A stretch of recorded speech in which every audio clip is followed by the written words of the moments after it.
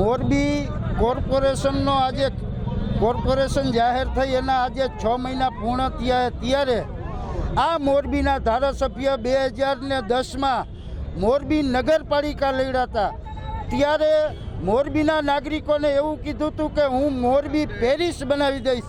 હવે એના આજે 15 વર્ષ વીતી ગયા છતાંય પેરિસ તો ઠીક છે, પણ મોરબીમાં ક્યાંય રોડ રસ્તા કે કોઈ પણ પ્રકારની સુવિધા નથી. મોરબીની માલિપાસ પીવા માટેનું શુદ્ધ પાણી પણ નથી. ત્યારે આ મોરબીના ધારાસભ્ય સોશિયલ મીડિયાના માધ્યમથી લોકોને અપીલ કરે કે હું કોર્પોરેશનમાં આ તારીખે બેસીશ, કલેક્ટર આ તારીખે બેસી, માત્ર લોકોને ગુમરાહ કરે છે. બાકી આ ધારાસભ્ય કામ માટે હાવ નિષ્ફળ નીવડા.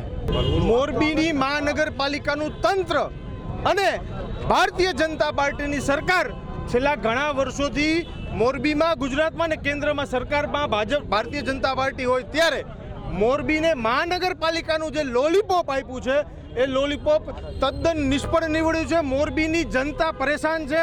રોડ રસ્તા એક પણ સારા નથી, પીવાનું શુદ્ધ પાણી નથી, ગટરના પાણી લોકોના ઘરમાં જાય છે અને વરસાદના પાણી ઘરમાંથી બહાર નીકળે તો એ શેરીની બહાર વટતા નથી. ત્યારે લોકોની પરિસ્થિતિને અત્યંત દયનીય હોય.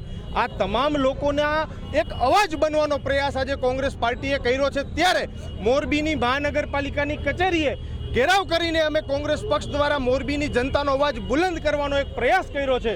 ત્યારે આજે અમારી સાથે મોટી સંખ્યામાં લોકો, કાર્યકર્તાઓ અને કોંગ્રેસના તમામ આગેવાનો જોડાણા છે અને અમે આવનારા સમયમાં અત્યારે જ હમણાં મહાનગરપાલિકાની કચેરીએ ઘેરાવ કરવા જઈ રહ્યા છીએ.